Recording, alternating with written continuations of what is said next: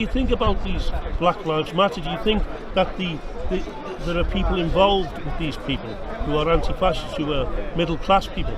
Yeah, I think they are fascists actually, and I think they are middle class. I don't think they're like us at all, and they never lived in the sort of communities we lived. And I don't know if it's the long march of the institutions, the education they had, or what it is. They seem to be a lot younger than us, and they just seem to took on the long march of the institutions, and they are the fascistic Do you left. think that these people are actually winding the black communities up? Absolutely. These middle Because class if you go to anti-fascists? schools, it's the white working class and the black West Indians at the bottom of the classes. So we're the least educated now, and our IQ are the lowest. So we're the ones that can be manipulated the most by the middle classes. Do you think that black people should wake up to the possibility that they're being used? Well, I think they're beginning to wake up to that already. I think the video that Tommy Robinson put out yesterday has explained a lot of it.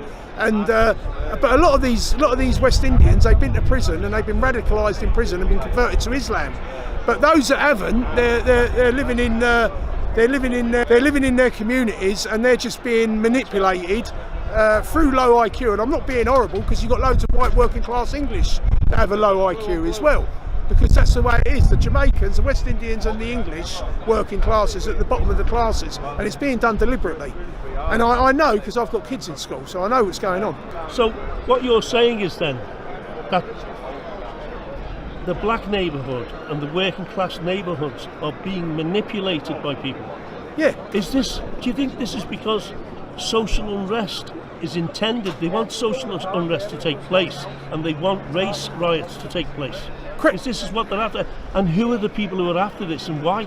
Well, you see it, mainstream media, they're pushing it, they're terrorising them. Cressida Dick, I believe that she's a Marxist. She's taking her orders from Sadiq Khan, and they were taking the knee in front of Black Lives Matter.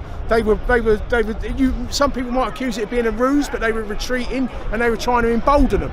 So in the end, the blacks were getting the impression that they could control the police, that they could defeat the police, and it emboldened them, and more came, until last Saturday they all came, and then they brought them all from the council estates, probably over from South London and all that, and basically they run riot here. But the police done it on purpose. I saw a video, I put a video up this morning on Patriotic Twins. They met up over in Westminster Bridge Road, and they actually had big advertising boards that said Black Lives Matter and BLM. I mean, they're actually advertising it on advertising boards. So what they're doing, they're actually antagonising the black community. They're manipulating the black community. And the black community, yeah, they're manipulating it. Falling for this. But I was speaking to a black guy before, an English guy like us. He was born in this country, and he was in his 50s, and he believes the same thing.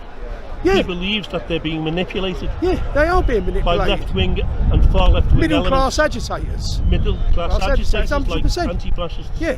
Now, in America, Trump is going to ban the anti-fascists. He's going to... Trump. And if you notice, you've seen no Antifa this time, because they've already migrated over to Black Lives Matters. So when you see those white people in with Black Lives Matters, I believe that's Antifa.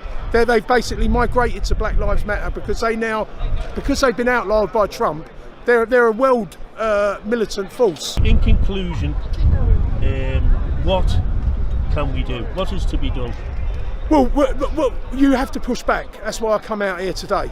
You have, because if you don't, they get their hand round your throat, these left people, and it will just get tighter and tighter and tighter. You have to push back and say, no, that's Churchill's statue, that's the cenotaph, you cannot deface that. And we have to push back, and because if you let them do that, then they do everything, and they keep doing it until in the end you've got nothing.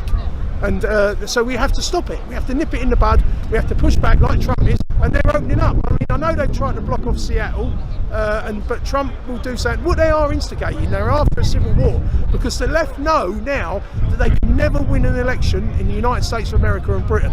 They give up with democracy. Thanks, mate.